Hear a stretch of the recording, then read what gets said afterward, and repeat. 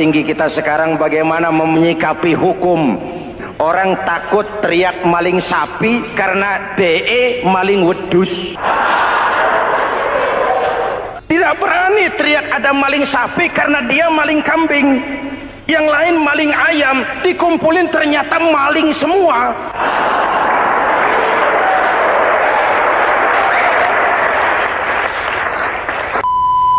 Assalamualaikum warahmatullahi Muhammadin wa ala alihi wa sahbihi ajma'in, amma ba'du. Hadirin hadirat ma'asyiral muslimin yang saya cintai, ada sebuah cerita pendek. Seorang pengendara sepeda motor ditangkap oleh Pak Polisi, lalu diperiksa. Ini motor siapa? Pinjam Pak. Helm? Pinjam. SIM? Pinjam. Kata Pak Polisi, tidak boleh begini. Marah yang naik sepeda motor. Pak Polisi bagaimana? Kok tidak boleh? Yang punya saja bilang boleh.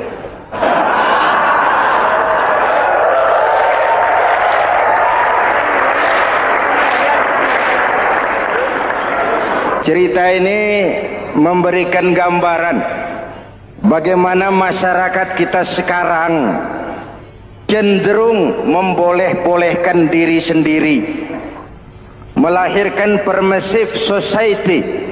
Masyarakat serba boleh dengan ukuran sakarepe dewe. Itu sebabnya agama diturunkan.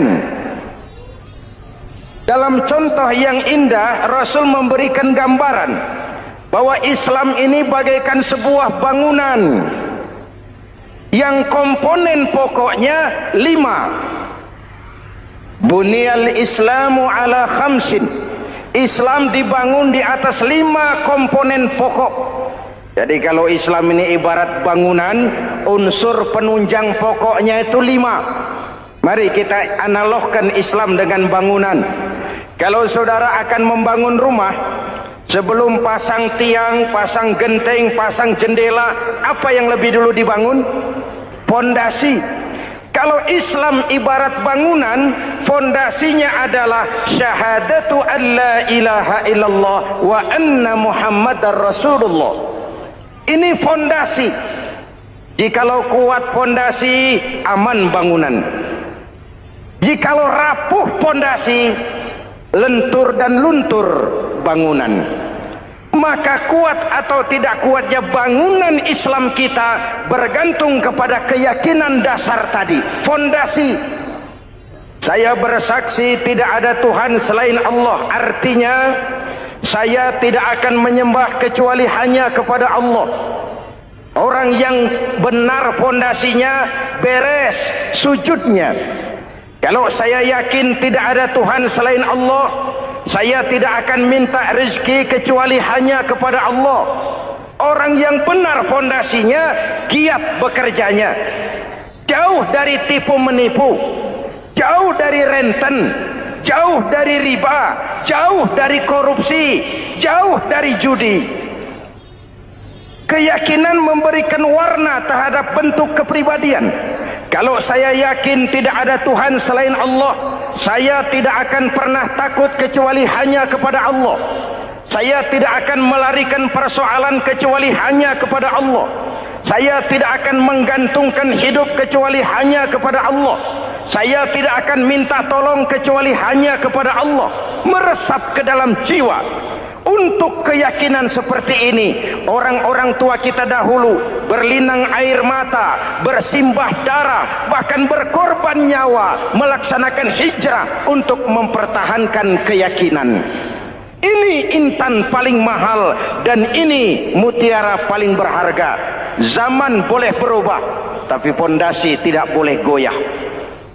Masa boleh berganti, tapi pondasi jangan sampai mati. Karena iman kita hidup, untuk iman kita berjuang, dan dalam iman kita ingin kembali menghadap Allah Subhanahu Masih ingat cerita tentang Bilal? Masih? Mengulang kaji saja. Bilal itu budak sahaya. Ketika masuk Islam, dipanggil oleh majikannya. Bilal, iya bos. Saya dengar kamu masuk Islam ya? Iya bos. Kok berani-beraninya kamu masuk Islam? Memangnya kamu budak siapa Bilal? Iya budak bos. Bos. Kamu kerja sama siapa? Sama bos. Bos. Yang gaji kamu siapa?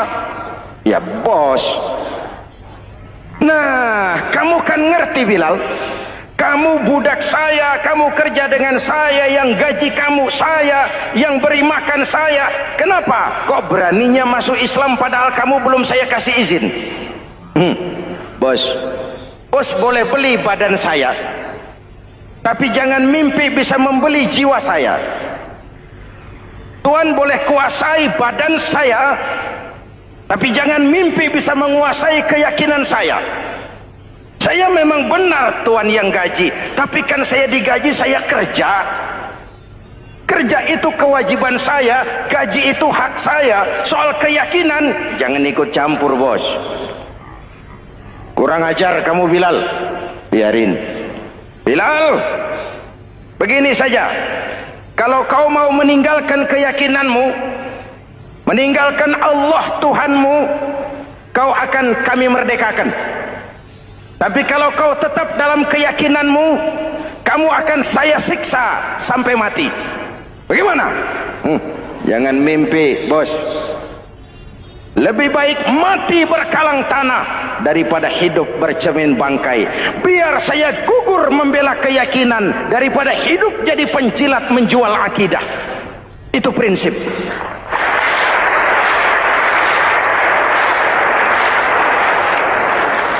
Gendeng kamu. Ayo siksa.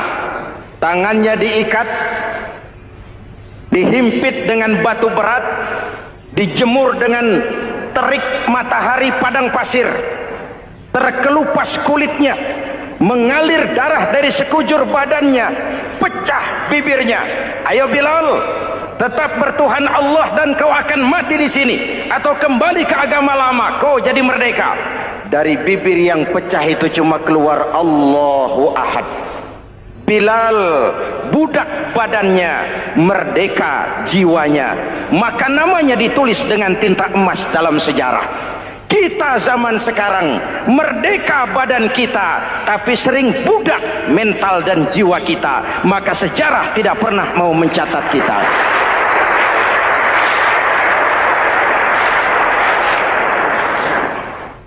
Masyarul muslimin yang saya cintai, fondasi sudah. Lalu apa lagi? Mulai memancangkan tiang. Tiangnya 5. Ada tiang namanya zuhur, asar, maghrib, subuh, isya. Tetapi agar bangunan menjadi kuat, ada tiang-tiang tambahan. Namanya rawatib dan nawafil. Rawatib itu ba'diyah atau qobliyah, nawafil itu di luar itu. Agar bangunan menjadi kuat, dibentuk pribadi lewat solat. Apa filsafatnya? Pertama, solat itu simbol penyerahan total kepada Allah. Kita ini sudah kontrak.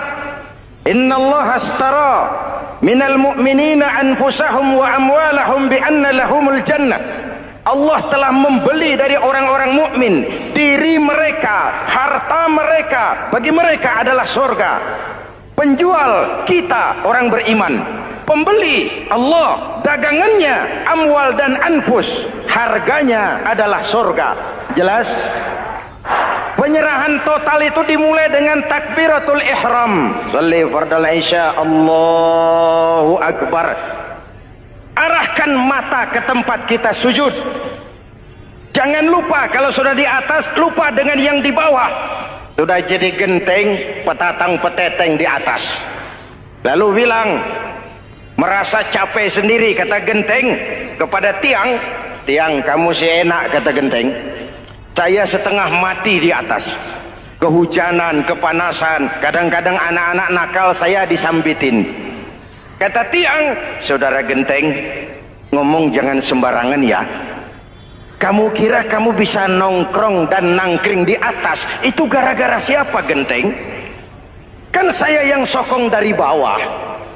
Kamu jadi pejabat tinggi, jadi anggota ini, anggota itu, kami rakyat yang angkat. Jangan sudah di atas kami ditekan. Jangan agama dijadikan topeng untuk kepentingan pribadi. Berpolitik untuk kepentingan agama, ayo, tapi menjual agama untuk kepentingan politik, itu yang merusak agama.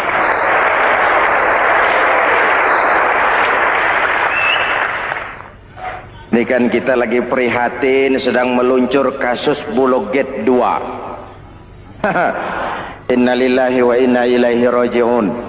Kita lihat sajalah para petinggi kita sekarang bagaimana menyikapi hukum.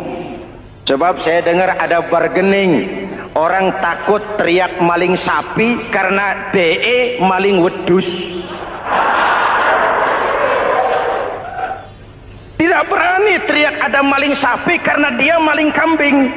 Yang lain maling ayam, dikumpulin ternyata maling semua.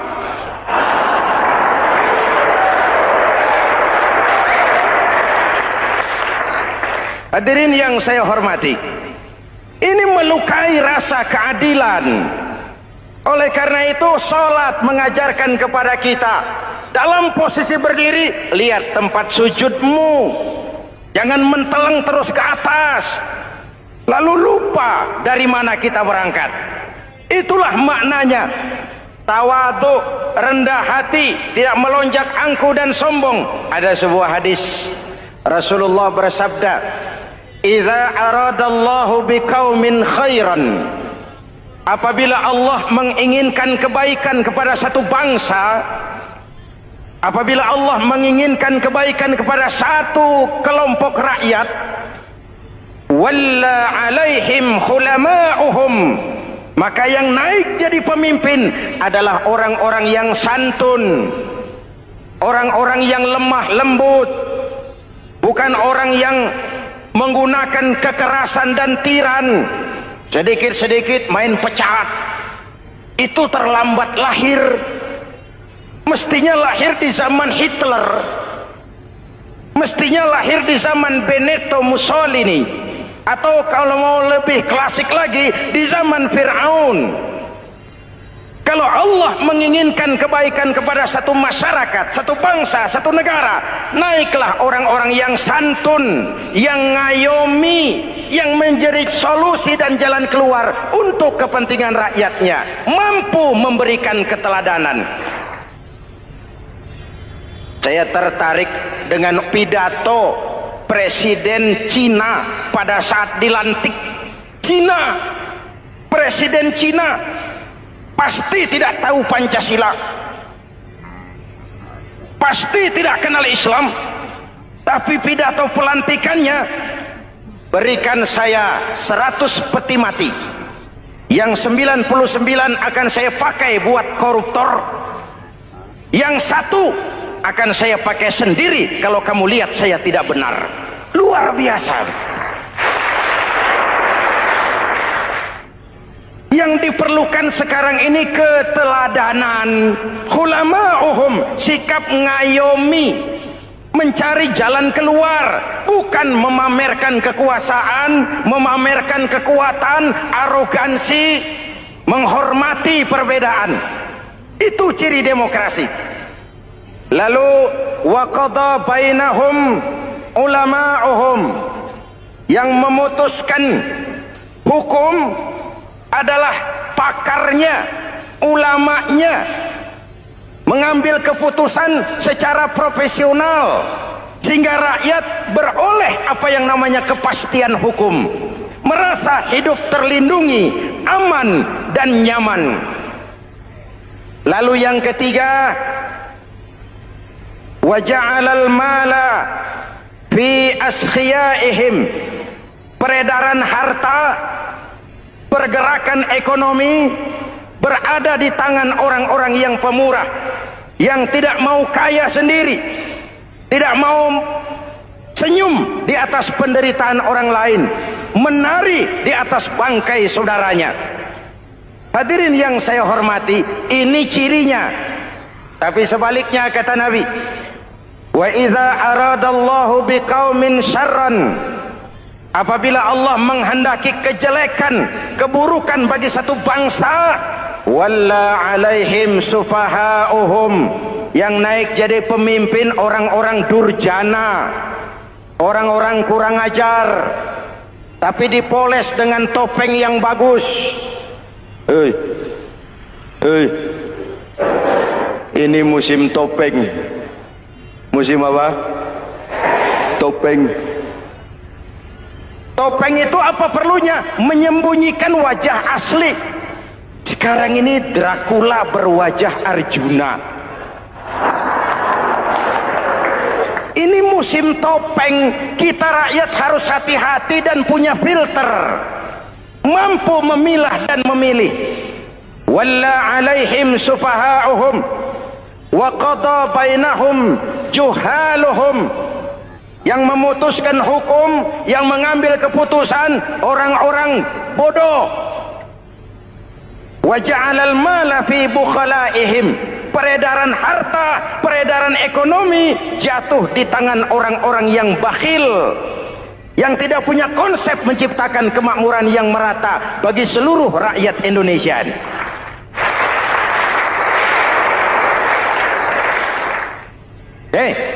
Kita kembali kepada tiang. Ini kan lagi cerita tiang tadi ya. Kalau sedang berdiri, lihat tempat sujud, jangan menteleng terus ke atas. Terserang penyakit tamak bin rakus alias serakah. Nah, selesai. Anggota badan yang paling terhormat ini kepala. Ketika sujud, sama rendahnya dengan telapak kaki. Allahu Akbar, yang besar cuma Allah.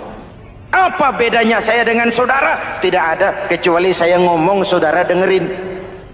Kita sama-sama beribadah, sama-sama mencari nilai tambah di hadapan Allah. Apa saya lebih penting dari saudara? Belum tentu. Apa saya lebih hebat dari saudara? Belum tentu. Perasaan lebih penting, lebih hebat, lebih jago setan. Jelas? Ayo tundukkan kepala, dia sama rendahnya dengan telapak kaki kita. Yang besar cuma Allah. Allahu Akbar. Lalu diakhiri dengan menebarkan salam. Assalamualaikum warahmatullah. Assalamualaikum warahmatullah. Menebarkan salam, mewujudkan rasa aman, damai, bukan menimbulkan keresahan. Hadirin yang saya hormati, ini karakteristik kita. Selesai sholat, kembali ke masyarakat, ajaran salam diterjemahkan. Apa? Rasulullah sallallahu alaihi wasallam bersabda, "Ufsus salam, wasilul arham, wa at'imut ta'am, wa sallu bil laili wan nasu niyam, tadkhulul jannata bisalam." Pertama, ufsus salam, tebarkan salam. Tebarkan salam itu bukan cuma kalau ketemu orang assalamualaikum, assalamualaikum. Ya, itu zahirnya. Tetapi hidup di tengah masyarakat memberikan rasa aman, rasa damai, menjadi pengayom bagi lingkungan, menjadi rahmah bagi semesta. Dalam Islam jangankan manusia, binatang saja dilindungi kok. Betul? Betul? Coba kalau belajar istinja itu kan makruh buang air kecil di tanah yang berlubang. Kenapa? Pertama, melindungi binatang yang ada dalam lubang. Siapa tahu di lubang yang saudara kencingi ada semut sedang rapat.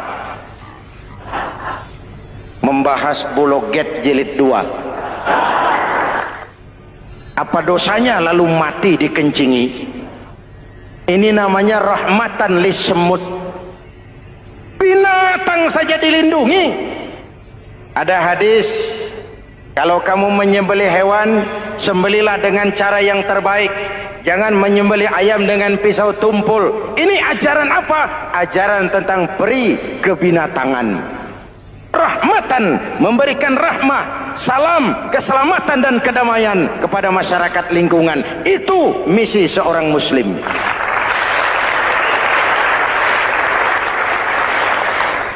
Hadirin hadirat ma'asyiral muslimin yang saya cintai, saya kembali kepada pesan Nabi tadi itu. Pertama, ufsus salam, sebarkan salam. Sekarang ini kan yang banyak sebarkan isu, sebarkan fitnah, hancurkan nama baik orang, hantam orang di mana-mana. Padahal yang diajarkan ufsus salam, sebarkan perdamaian, bukan permusuhan. Cari kebenaran, bukan kemenangan. Lalu yang kedua, wasilul arham, sambungkan silaturahmi, tegakkan semangat kekeluargaan dan persaudaraan. Karena kita sudah diikat dengan tali akidah. Mari kita saling bertanya setelah lewat hari-hari yang dimana kita seperti saling berhadapan, seperti tercabut dari akar budaya kita sebagai bangsa. Semangat gotong royong, semangat kekeluargaan makin lentur dan luntur, dan perlu kita angkat kembali ke permukaan. Silul arham, sambungkan semangat silaturahmi. Wa at'imut ta'am, berikan makan orang-orang yang kelaparan. Mempunyai kepekaan dan kepedulian. Jangan menari di atas penderitaan orang, jangan tersenyum di atas isak tangis tetangga. At'imut ta'am, mempunyai kepedulian yang tinggi. Wasallu bil laili wan nasu niyam, bangunlah di keheningan malam ketika orang sedang tidur. Istilah saya, kalau mau telepon Allah, jangan lupa nomor teleponnya, 44342, jumlahnya 17. Zuhur, asar, maghrib, isya, subuh, 44342. Jangan ragu-ragu, kalau angka cukup telepon sambung, kalau angka kurang hati-hati salah sambung. Pak, mau sambung yang lebih cepat bagaimana? Bisa, selain nomor itu coba pakai sambungan langsung jarak jauh, namanya SLJJ. Kapan? Tengah malam. Kenapa tengah malam? Lebih murah. Lebih murah. Saluran kosong, telepon jarang yang pakai, orang banyak tidur. Wa minal laili fatahajjad bihi nafilatan lak asa ayyab'atsaka rabbuka maqaman mahmuda. Nun di keheningan malam, bangun. Seperti bapak-bapak, ibu-ibu sering bangun tengah malam ya Bu? Ya. Ngapain? Kalau bangun tengah malamnya sih saya percaya, cuma urusannya apa? Kira bangun tengah malam mau tahajud, malaikat sudah mau nulis, cuma buang air kecil, tidur lagi. Hampir salah tulis saya.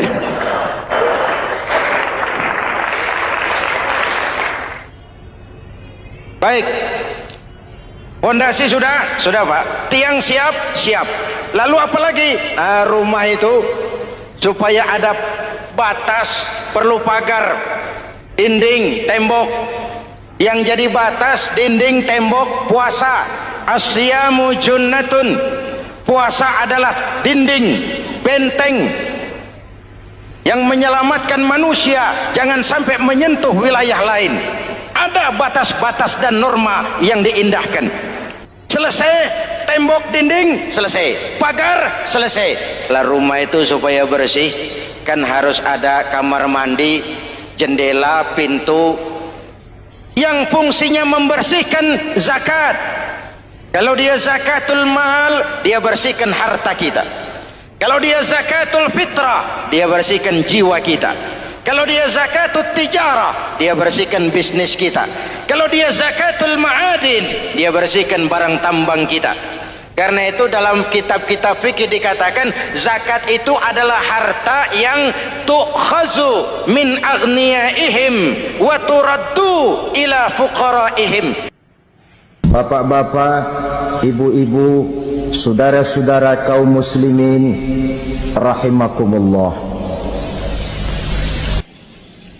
Yang celakanya lagi, lahirlah budaya jilat menjilat, upeti dan lain sebagainya asal tujuan bisa tercapai. Sementara itu yang miskin ingin cepat menjadi kaya, sedang yang kaya ingin menjadi lebih kaya lagi. Kalau boleh tidak hanya sekedar dia saja yang kaya, anaknya harus kaya, cucunya tidak boleh miskin dan kere, bahkan cucu daripada cucunya pun harus jadi orang-orang kaya. Ini keinginan yang wajar. Setiap orang tua tentu tidak ingin meninggalkan anak cucunya dalam keadaan miskin dan terlunta-lunta. Yang tidak wajar kalau keinginan itu membuat orang lalu menghalalkan segala macam cara, menyalahgunakan fasilitas yang dimilikinya, apalagi kalau dia berada dalam satu posisi di mana seharusnya dia memberikan contoh dan keteladanan. Maka akibatnya timbullah krisis wibawa, yang dari krisis wibawa ini mengendorlah disiplin. Sesungguhnya orang lalai, orang tidak mau berdisiplin karena di mukanya, di matanya, dalam pandangannya tidak ada lagi orang yang dianggapnya berwibawa. Dan wibawa itu hilang oleh karena orang merasa tidak ada keteladanan yang patut dijadikan contoh dalam kehidupannya. Inilah sesuatu yang kurang dirasakan di zaman kita sekarang ini. Bukan kurangnya teori, bukan kurangnya segala macam kaedah dan dalil, tetapi yang kita rasakan sekarang ini kurangnya contoh dan keteladanan dari orang-orang yang seharusnya memberikan contoh dan keteladanan itu. Berangkat dari sejarah dan kehidupan Rasulullah sallallahu alaihi wasallam, keberhasilan yang beliau peroleh, salah satu dasar utamanya ialah satunya kata dan perbuatan. Tidak bermental ganda, tidak bermain minyak di atas air, tidak menggunting dalam lipatan. Lidahnya adalah hatinya, ucapannya adalah perbuatannya, dan apa yang beliau ajarkan kepada orang lain, beliaulah pelaksana pertamanya. Saudara-saudara kaum muslimin rahimakumullah. Sementara itu pada sisi lain, yang miskin ingin cepat menjadi kaya, maka ia terjebak dalam prinsip tujuan menghalalkan cara apapun saja dilaksanakan asal dia bisa segera menjadi kaya. Maka salah satu jalan yang banyak dilaksanakan orang untuk mencapai kekayaan tanpa harus peras keringat dan banting tulang seperti umumnya orang adalah melalui satu jenis permainan yang umumnya kita kenal dengan nama judi. Ada dua bentuk dan pola daripada judi. Walaupun seiring dengan kemajuan ilmu pengetahuan dan teknologi canggih, peradaban manusia semakin tinggi, maka jenis macam judi yang dimainkan oleh manusia ikut-ikut menjadi canggih. Tetapi pada umumnya ada dua jenis macam judi itu.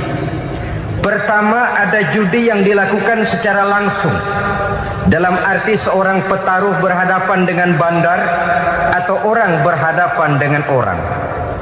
Dari judi yang dilaksanakan secara langsung ini, efek negatif yang segera bisa kita lihat dengan nyata. Pertama, timbulnya rasa dendam dan permusuhan. Walaupun orang nampak duduk berhadap-hadapan, walaupun kelihatannya mereka tertawa satu sama lain, tapi yakinlah itu cuma sekedar kulit saja. Pikiran yang ada dalam benak tiap-tiap orang yang terlibat dalam perjudian tidak lain ialah bagaimana saya bisa mengalahkan lawan main saya. Akibatnya tentu bisa kita pastikan akan timbullah dendam dan permusuhan bagi yang kalah, akan timbullah rasa sombong dan menganggap remeh orang lain bagi yang menang. Yang kedua, lalainya orang kepada apa yang menjadi tanggung jawab dan kewajibannya. Orang bisa lupa kepada anak dan istri. Kalau kepada anak dan istri saja sudah bisa lupa, apalagi kepada yang lain. Sebab anak dan istri memang merupakan bagian daripada kehidupan kita. Konon lagi saudara, konon lagi keluarga yang lain, anak istri saja bisa terlupakan oleh penyakit dan permainan yang bernama judi ini. Yang ketiga, hilangnya rasa sayang kepada harta. Harta yang didapatnya dengan peras keringat dan banting tulang. Mungkin pergi pagi dan pulang sore. Setibanya dia di meja judi, apalagi uang tadi sudah bertukar dengan dalam bentuk koin, maka rasa sayang kepada harta itu tidak akan pernah ada lagi. Tetapi saudara-saudara, bagaimanapun juga, judi dalam artian langsung semacam ini hanya melibatkan orang-orang tertentu. Artinya selektif. Ada judi yang lebih berbahaya daripada jenis ini, perjudian massal. Taruhlah roulette dan kasino itu judi. Tetapi judi jenis roulette dan kasino ini bahayanya hanya untuk orang-orang tertentu yang memang sudah mapan, kelompok elit. Masa iya bocah angon di kampung main roulette? Apa ia yang tinggal di pinggir kali kenal kasino? Ya entahlah kalau kasino Prambos ya. Dari judi massal semacam ini lahirlah penyakit yang dinamakan tulul amal. Tulul amal, orang yang terlalu panjang angan-angan. Bukan tidak boleh orang bercita-cita, sebab cita-cita itu perlu. Katanya manusia tidak makan masih bisa hidup 1 bulan lebih. Manusia tidak minum masih bisa hidup 3 hari lebih. Tapi manusia tidak punya cita-cita 1 jam pun dia tidak akan bisa hidup. Karena faktor yang membuat kita bergairah menghadapi kehidupan, faktor yang mendorong kita untuk tetap berusaha dan tegar menghadapi resiko, karena adanya cita-cita di dalam kehidupan kita. Tetapi cita-cita tanpa direalisir dengan usaha, cita-cita yang tidak berangkat dari kemampuan yang ada, pada akhirnya hanya akan merupakan cita-cita yang mengawang, tidak akan terwujud dalam kenyataan, dan akan membentuk manusia menjadi orang yang tulul amal, panjang angan-angan, terlalu muluk keinginan, tidak berangkat dari kemampuan dan kesanggupan yang ada pada dirinya sendiri. Maka penyakit inilah yang telah menghasilkan dan melahirkan penghayal-penghayal kelas berat, tukang-tukang ngelamun kelas tinggi yang hidup di angkasa luar. Dan sejarah belum pernah mencatat ada orang menjadi kaya karena judi, itu belum pernah. Saudara lihat saja orang kaya yang namanya Adnan Khashoggi, orang kaya yang namanya Henry Ford, orang kaya yang namanya Aristotle Onassis, orang kaya yang namanya David Rockefeller. Itu seluruhnya menjadi kaya bukan karena mereka terlibat dalam perjudian, tapi karena kerja keras, peras keringat, banting tulang. Dan itu dimulai sejak mereka masih remaja. Sehingga banyak orang besar yang mulai pekerjaannya dengan menjual koran. Artinya berangkat dari A. Banyak pengusaha mobil yang memulai pekerjaannya dari tukang cuci mobil, tapi lalu bertahap dan tegar menghadapi kenyataan, sehingga proses demi proses dia hadapi dengan tegar, dengan tabah, dengan sabar, dengan ulet, sampai kepada membuahkan hasil. Kita ingin pintas, kayaknya mau, usahanya tidak mau, senengnya mau, peras keringatnya tidak mau. Ini tentunya akan melahirkan kontradiksi di dalam kehidupan. Maka dari jenis perjudian massal semacam ini lahirlah penyakit tulul amal, panjang angan-angan, terlalu muluk cita-cita. Bayangkan saja kalau ini terjadi secara massal, menimpa nasib rakyat kita di pedesaan yang jauh dari keramaian. Tiap hari mereka didina-bobokkan oleh gambaran tentang akan diperolehnya uang dalam jumlah yang banyak, dengan angka nol yang berentet. Tiap hari mereka melihat angka-angka itu. mereka lambat laun akan terseret dalam arus tulul amal ini, panjang angan-angan, muluk cita-cita, hanya dengan mengandalkan meja perjudian. Akibatnya timbul penyakit yang kedua, yang ketiga, yaitu malas berusaha. Orang kalau sudah terlalu asik berkhayal, menghitung bintang di langit, malas berusaha. Kalau ada temannya kerja jadi buruh kasar, bawa hasil yang merupakan jeripaya dan peras keringat dia, 1 minggu bergaji 10-15 ribu, diketawain. Apaan gaji lu 10 ribu 15 ribu, entar gua nih kalau ketembus 100 juta entar. Yang 10 ribu dan 15 ribu keringat orang itu dihina, itu dicela. Tetapi dia selalu menghitung, entar nih gua. Entarnya wallahu a'lam. Saudara hadirin yang saya muliakan, timbullah sikap malas. Padahal di tengah negara sedang membangun di berbagai bidang kehidupan. Maka sifat malas ini merupakan musuh kita, baik mengejar kemiskinan, baik mengejar kebodohan dan keterbelakangan kita di sektor-sektor lainnya.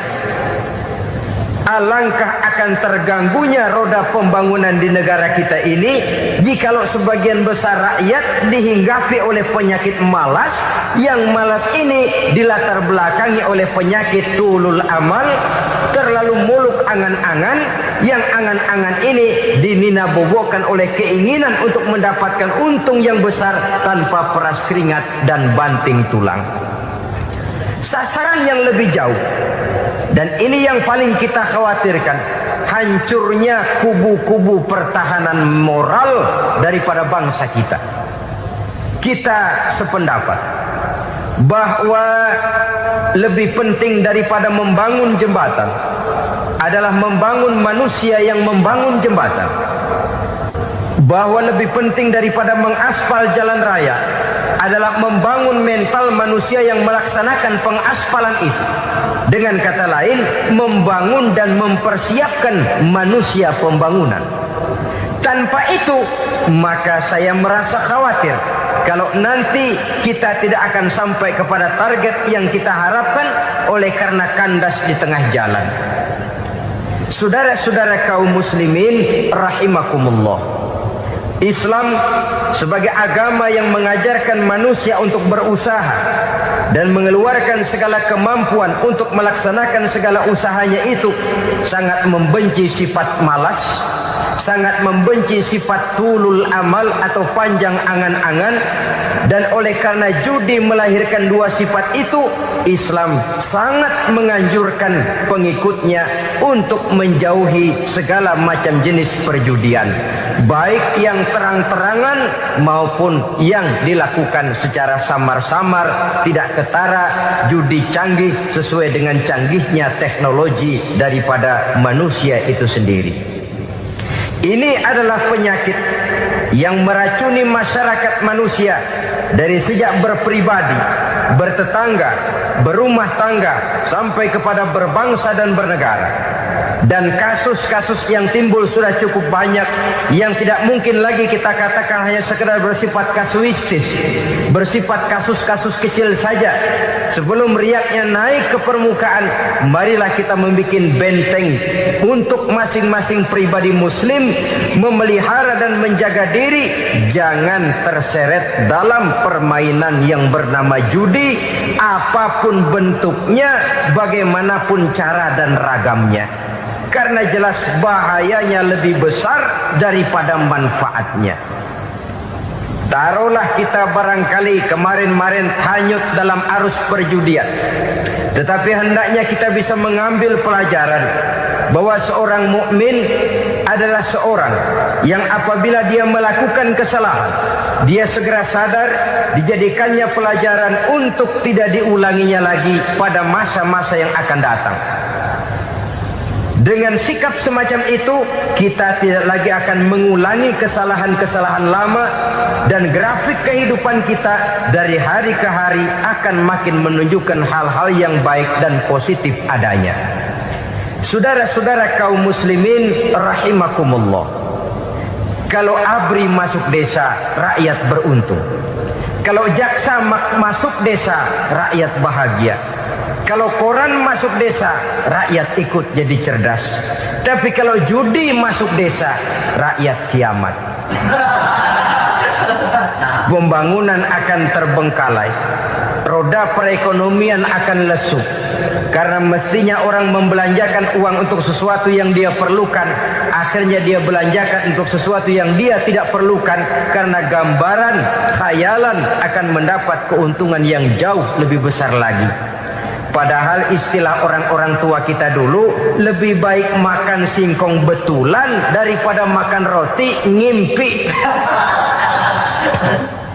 Artinya uang yang 1.000-2.000 rupiah itu lebih baik dibelikan beras, dimasak, makan bersama anak dan istri, terasa nikmat dan halalnya, ketimbang beli kertas lalu ngelamun, menghayal, menghitung yang bukan-bukan.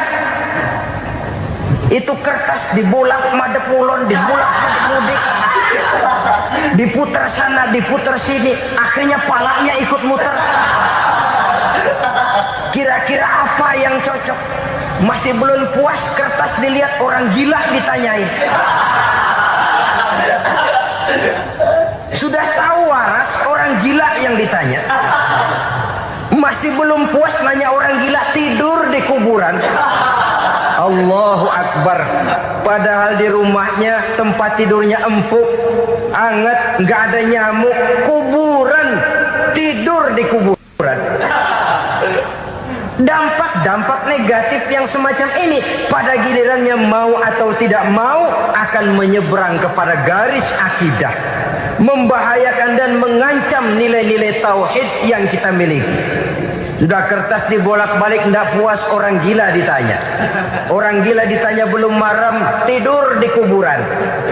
Barangkali ada bisikan. Saudara hadirin yang saya muliakan, memang walaupun wahyu sudah berhenti, tapi Allah masih memberikan ilham kepada hamba-hambanya yang dikehendakinya. Tetapi ilham itu bentuknya positif. Kalau saudara pagi-pagi berniat, tahu-tahu datang pikiran nanti malam mau ngaji, itu namanya ilham.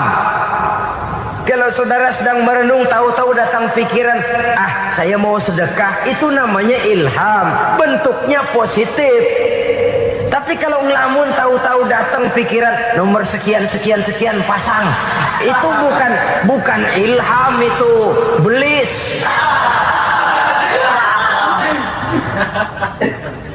Saudara hadirin yang saya muliakan, tidak puas tidur di kuburan, cari yang lebih paten lagi, dukun ditanya. Nah, saya ingin menuduhkan persoalan. Apa tidak boleh orang ziarah kubur? Apa tidak boleh orang pergi ke dukun? Ini dalam kaitannya dengan judi, karena ini penyakit yang sudah merajalela, mewabah di kalangan masyarakat kita di lapisan yang bawah ini. Saudara hadirin yang saya muliakan, ziarah kubur bukan saja boleh, malah dianjurkan oleh Nabi. Tetapi ziarah kubur yang dianjurkan oleh Nabi itu dengan tujuan pertama, agar orang ingat kepada mati. Kafa bil mauti wa'izah, kata Nabi. Cukup dengan mengingat mati menjadi pelajaran bagi kamu semua. Maka etikanya diajarkan, kalau saudara ziarah kubur, sampai di depan pintu kubur itu kan, Assalamualaikum ya ahlal kubur wa inna insyaallahu bikum lahikun. Kami satu saat insya Allah pasti akan menyusul kamu. Kalau kamu sekarang berbaring di sini, satu saat kami akan berbaring di sini. Ziarah kubur mengingatkan orang kepada mati. Orang yang ingat kepada mati, gaya hidupnya lain dengan orang yang tidak ingat mati. Nah, orang kalau nggak ingat mati, gaya hidupnya nggak terkontrol. Kalau dia berkuasa, Fir'aun. Itu nggak ingat mati. Kalau dia kaya, korun. Sudah gambarannya nggak merupakan gambaran-gambaran yang baik.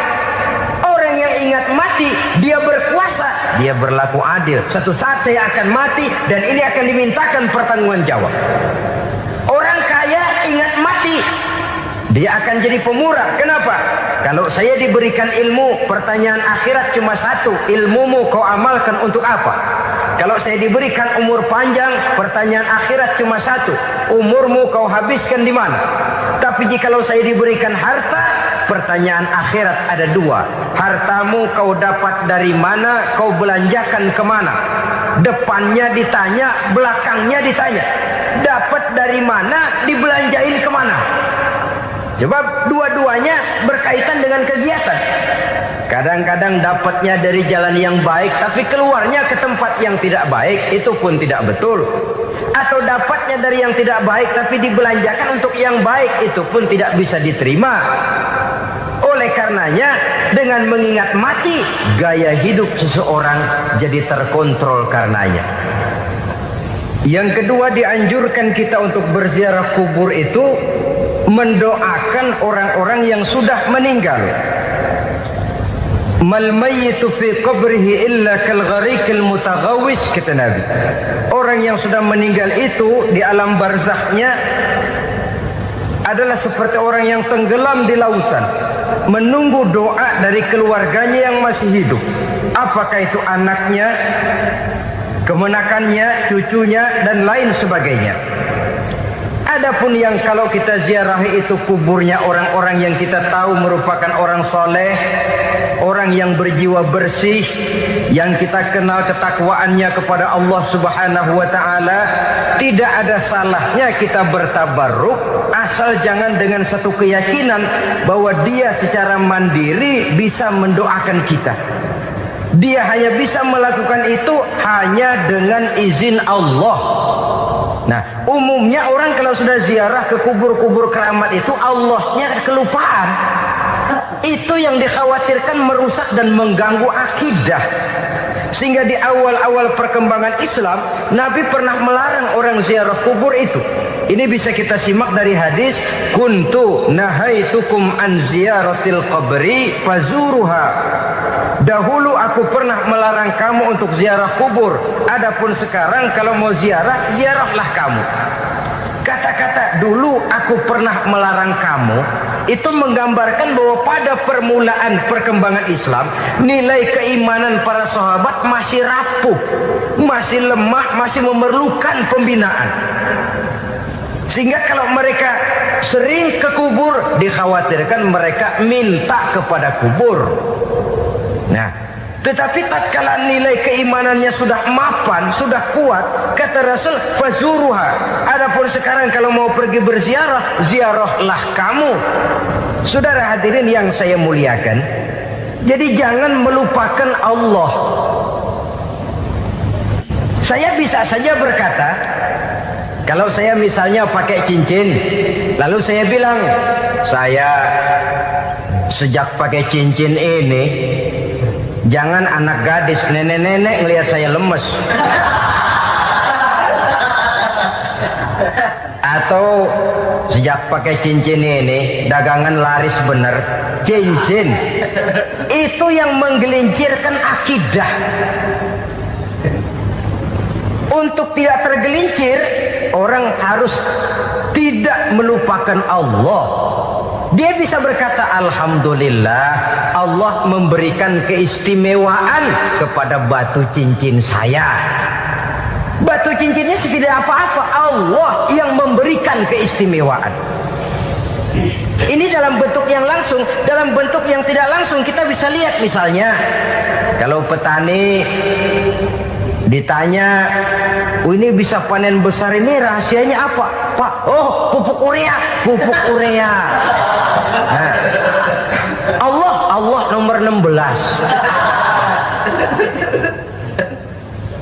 Seorang petani yang baik keimanannya, dia akan berkata, kami bisa panen besar karena izin Allah. Lah, kalau pupuknya mah pakai pupuk urea, izin Allahnya dulu, baru kemudian pupuknya nyusul. Jadi sebenarnya Sebenarnya bukan cuma pergi ke dukun yang bisa merusak keimanan, pergi ke dokter juga bisa loh merusak keimanan.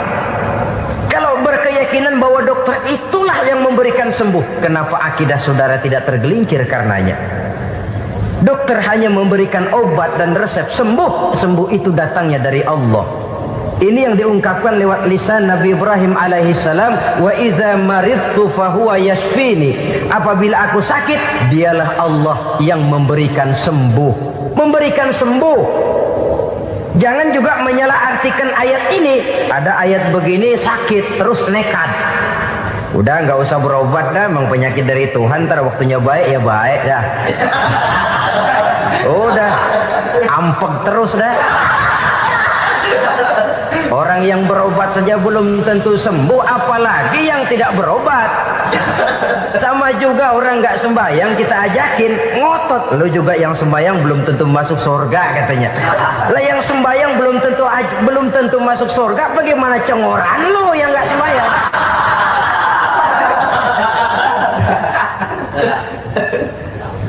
Saudara hadirin yang saya muliakan, kaum muslimin yang berbahagia. Jadi dengan demikian, maka jangan menghilangkan Allah. Kita, ajaran pokok dalam Islam adalah ajaran tentang tauhid. Nah, tauhid ini menyangkut mengesahkan Allah, baik di dalam zatnya, baik di dalam sifatnya, baik di dalam perbuatannya, baik di dalam beribadah kepadanya. Tauhid dalam ibadah itu ada. Tauhid dalam zat artinya zat Allah itu tidak tersusun, tidak terdiri dari bagian-bagian yang bisa pecah-pecah. Ya seperti kita ini kan ada kepala, ada kaki, ada tangan. Allah tidak tersusun zatnya dari bagian-bagian. Esa zatnya tidak bisa dibagi-bagi. Esa sifatnya artinya Allah itu sifatnya tidak pernah berubah. Sejak dahulu sampai sekarang Allah itu cinta kepada orang beriman yang melakukan kebaikan, dan Allah benci kepada orang kufur yang melakukan kejahatan. Mustahil satu saat Allah berubah. Orang kufur yang berbuat kejahatan didemenin, orang mukmin yang berbuat kebaikan dikeselin. Misalnya tahun 2000 Tuhan giliran jengkel sama orang mukmin. Itu mustahil, dia esa di dalam sifatnya. Lain dengan sifat kita manusia. Sifat kita ini kan relatif. Ada saatnya kita senang, lain saat yang kita senang betul kita caci maki. Hari ini kita caci maki, besok kita puji. Lihat teman kaya, habis kita omongin. Boleh jadi dia kaya, kenapa? Dukunnya 36. Begitu kita habis caci maki begitu, dia datang ngasih duit sama kita. Cacian itu bisa berubah menjadi pujian. Lu ya emang bukan main dah. Sifat kita itu relatif, bisa terpengaruh oleh situasi dan kondisi. Saudara hadirin yang saya hormati, kaum muslimin yang berbahagia, Allah juga esa di dalam perbuatannya. Artinya di dalam menciptakan apapun yang akan diciptakan oleh Allah, di dalam melakukan apapun yang akan dilakukan oleh Allah, tidak terikat kepada faktor lain, tidak memerlukan bantuan lain. Dia adalah mutlak. Nah, kemudian kita mengesahkan Allah dalam zatnya, mengesahkan Allah dalam sifatnya, mengesahkan Allah dalam perbuatannya. Belum tentu berarti kita mengesahkan Allah dalam ibadahnya. Sebab banyak orang yang yakin betul Allah itu esa, teguh dengan pendiriannya. Tuhan lu siapa? Allah. Allah bagaimana? Esa. Bagaimana kalau dua? Kagak. Tiga? Enggak.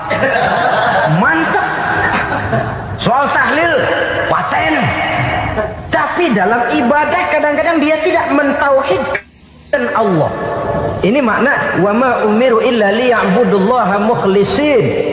Kami tidak memerintahkan kepadamu kecuali untuk beribadah kepadaku, kata Allah, dengan ikhlas. Beribadah kepada Allah dengan ikhlas itu artinya apa? Beribadah hanya untuk Allah saja.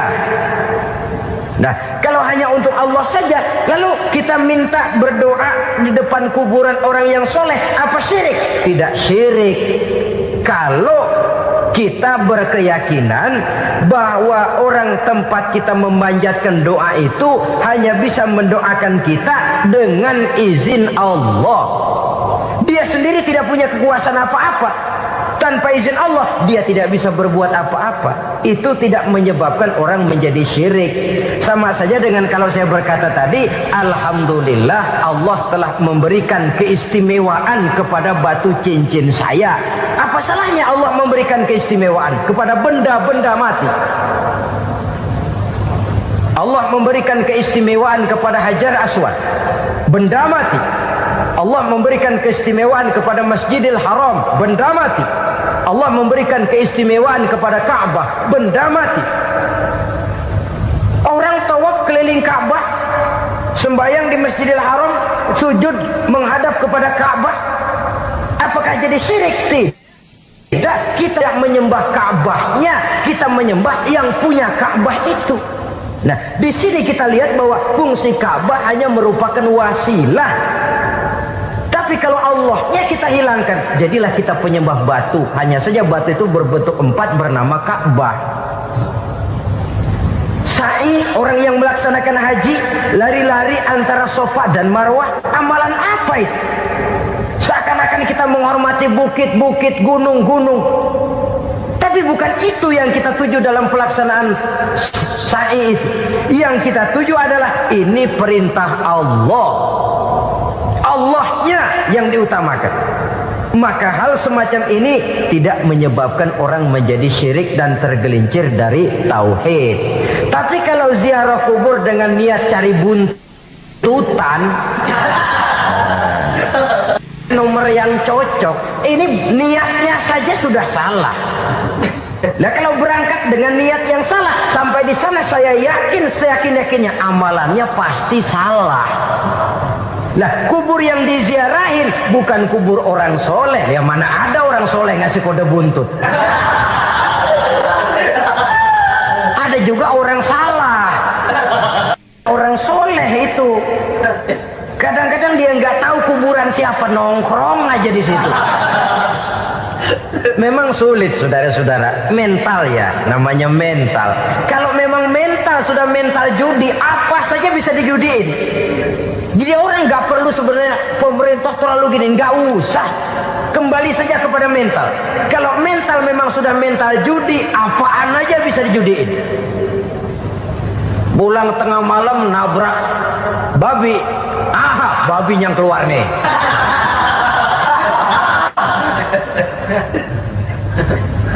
Mobil lewat, nomornya bisa dijudiin. Bajai lewat, bajai bisa dijudiin. Mental. Kalau memang mental sudah mental judi, apapun saja bisa dijudikan. Saudara hadirin yang saya muliakan, lalu bagaimana dengan dukun? Ya, saudara hadirin, pergi ke dukun hakikatnya sama dengan pergi ke dokter. Orang berusaha melaksanakan yang namanya syariat, hakikatnya kembalikan kepada Allah. Syariatnya kita laksanakan. Tetapi, nah ini tetapi, yang pertama saudara harus tahu betul dukunnya itu bayang apa enggak, agamanya kuat apa enggak. Sebab ya tentu tidak ada dukun yang jelek, karena pada umumnya penyakit dukun itu kan nyohor, iklan lewat koleha-kolehanya. Kita bisul kecil datang, kita dukun, ini si kecil kemarin bisul kayak kelapa 5 menit baik. 5 menit padahal kemarin kagak ada yang datang. Diolah sedemikian rupa supaya orang mantap. Jadi jangan asal sembarangan. Kadang-kadang lihat potongan dukunnya aja kita ngeri. Mukanya sudah klemot, nggak pernah tersentuh air wudhu. Jangankan air wudhu, mandi aja jarang. Yang kayak begini yang dipegang mati-matian, yang dipercayai habis-habisan. Akan kita kemanakan tauhid kita ini? Apalagi kalau perginya sudah dengan niat mencari nomor yang jitu. Itu saya katakan lagi tadi, berangkat saja sudah dengan niat yang salah. Orang berusaha silahkan. Sama juga kita ke dokter. Oleh dokter kan setelah diperiksa penyakit kita, lalu dianalisa, oh ini penyakitnya ini. Kemudian diberikan obat. Lah, obat itu kan tentu ada aturan minumnya tuh. Yang kapsul ini sehari 3 kali, yang tablet ini sehari 2 kali. Kalau kita minumnya kelebihan, overdosis namanya. Saking pengen cepet baik, sekali minum 10 tablet. Ya memang nggak sakit-sakit lagi, tapi nggak hidup sudah. Habis. Kita pun dalam melaksanakan amalan hidup beragama begitu. Sudah datang kepada kiai, orang-orang soleh meminta amalan, wiridan, itu jangan sampai overdosis. Tidak sesuai dengan kemampuan pribadi. Wong masih SD sudah minta matematika kelas SMP, celeng. Baru SMP sudah minta diajarkan filsafat kelas perguruan tinggi, semaput. Kenapa? Daya tampungnya nggak kuat. Emang ukuran secangkir, minta di sini seember, ya luber. Lebihnya nggak cukup. Kenapa? Yang diberikan, yang diamalkan tidak sesuai dengan makomnya, tidak sesuai dengan kemampuan yang ada pada dirinya. Saudara hadirin yang saya muliakan, akhirnya apa? Mencelakakan dirinya sendiri. Ngawur. Baru sembahyang seminggu udah ngaku ketemu malaikat.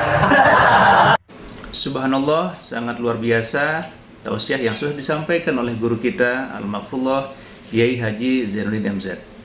Sahabat beriman yang dimuliakan Allah, tetaplah di channel ini karena masih banyak lagi hal-hal menarik yang akan disampaikan oleh guru kita Al-Maghfurullah Kiai Haji Zainuddin MZ.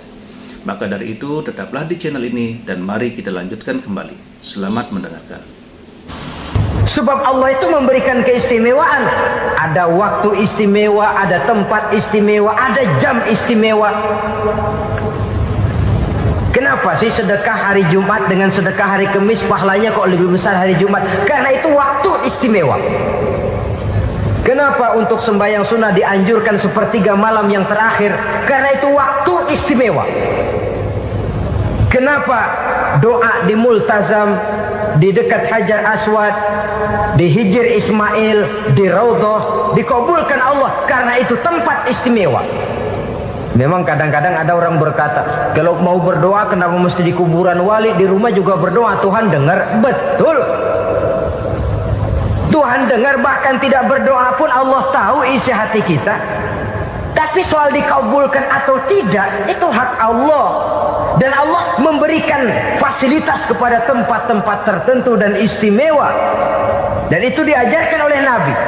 Di Raudhah perbanyak doa. Kenapa? Itu tempat yang mustajabah. Artinya Allah memberikan keistimewaan kepada tempat-tempat tertentu.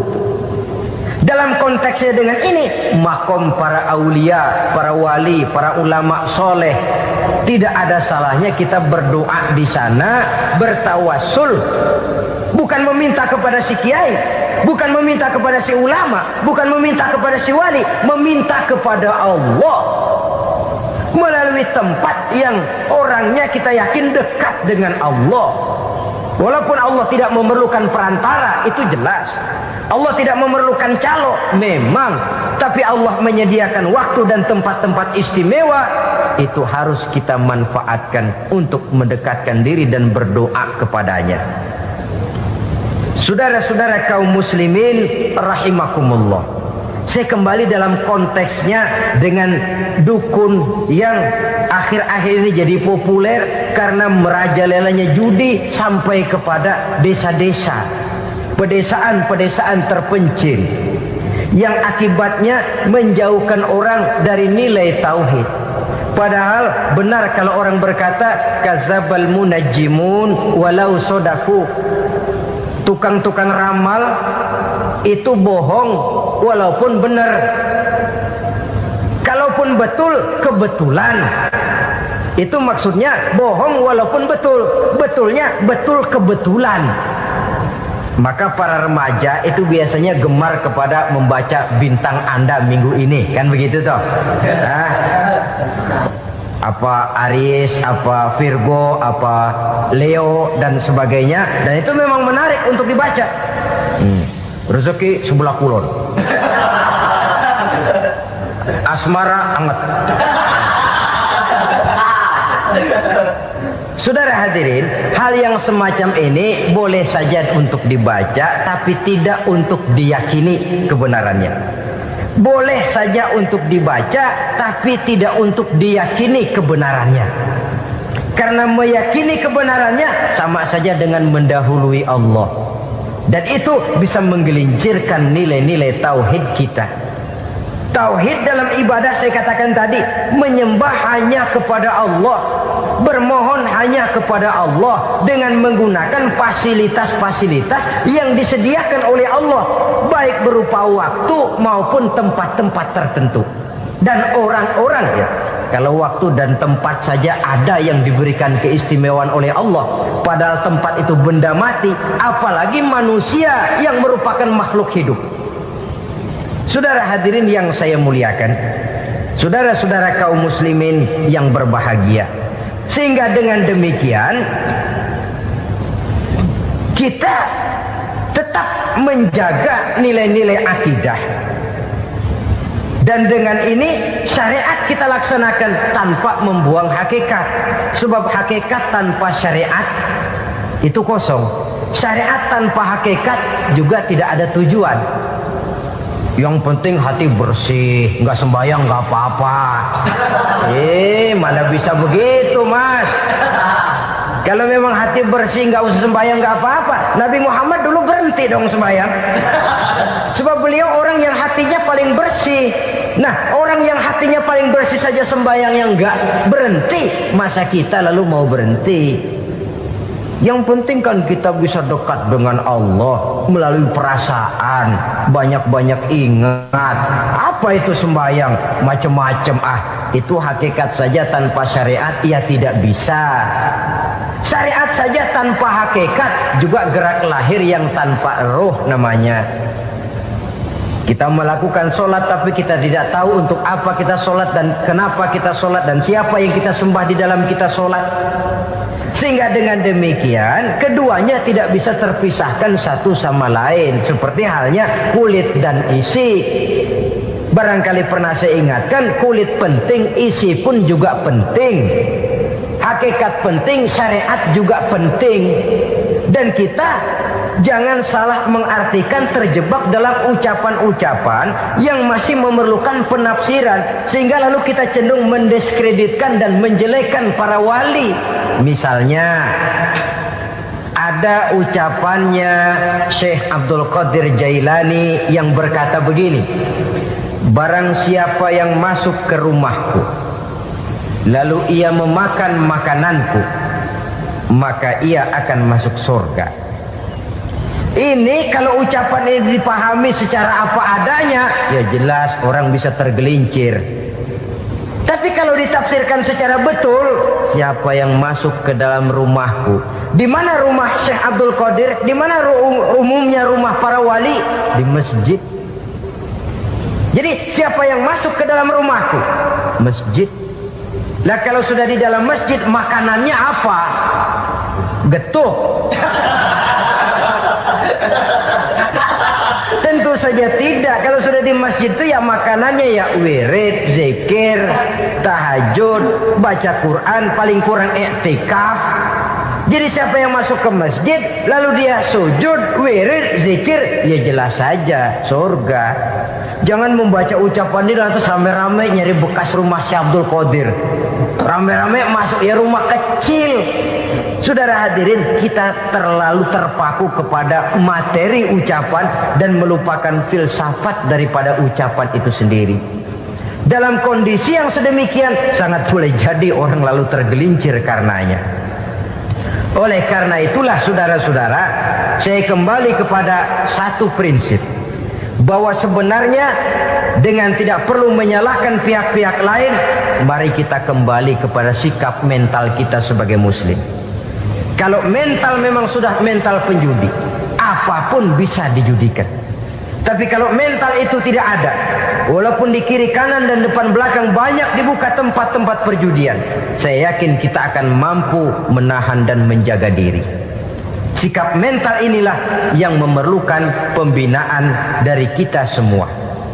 Sehingga dengan demikian kita akan menjadi pribadi-pribadi yang bisa bertahan dari segala gempuran-gempuran yang datang dari luar karena adanya prinsip ketahanan mental itu tadi. Sekali lagi saya ingatkan bahwa judi selamanya tidak akan pernah mendatangkan kebahagiaan. Judi tidak akan membuat orang menjadi kaya. Judi tidak akan membuat orang makin akrab berteman dan bersaudara.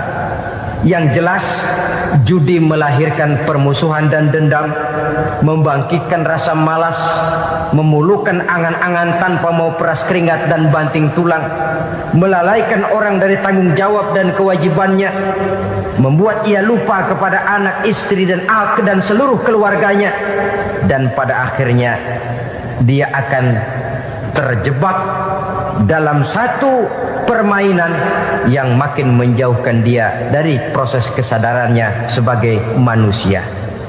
Sebagai uraian penutup, marilah kita renungi firman Allah dalam Al-Baqarah ayat 208. A'udzubillahi minasyaitonir rajim.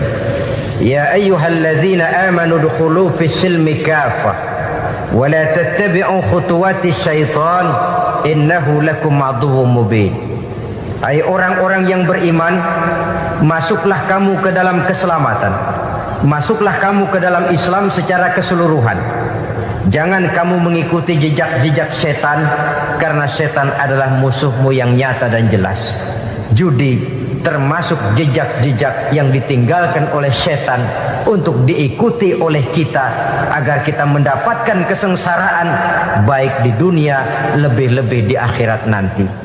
Semoga Allah selamatkan kita, Allah selamatkan seluruh bangsa kita dari penyakit-penyakit judi yang melahirkan efek-efek negatif dalam kehidupan. Terima kasih atas perhatian saudara. Mohon maaf atas segala kekurangan. Usikum wa nafsi bitaqwallah. Wassalamualaikum warahmatullahi wabarakatuh.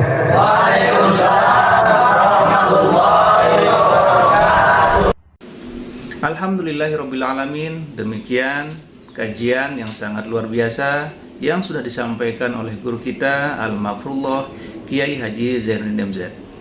Tentunya banyak sekali ilmu, hikmah dan manfaat yang bisa kita jadikan pelajaran dalam kehidupan kita sehari-hari. Sahabat beriman yang dimuliakan Allah, mari kita doakan guru kita, semoga beliau dilapangkan kuburnya dan diampuni segala dosa-dosanya. Amin ya rabbal alamin. Dan buat sahabat semua yang sudah setia menyimak tausiah ini sampai selesai, saya ucapkan terima kasih banyak. Semoga Allah Subhanahu wa taala senantiasa selalu melimpahkan segala rahmat dan karunia-Nya kepada sahabat semua. Selalu diberikan kesehatan, dimudahkan segala urusannya dan dilancarkan rezekinya.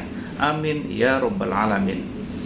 Sampai bertemu lagi di kajian berikutnya. Wabillahi taufiq wal hidayah, waridha wal inayah. Wassalamualaikum warahmatullahi wabarakatuh.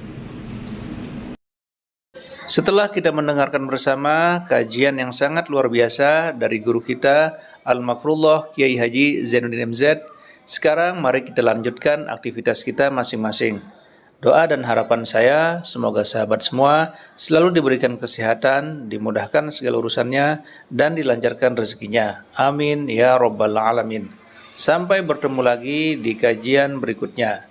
Wabillahi taufiq wal hidayah. Wassalamualaikum warahmatullahi wabarakatuh.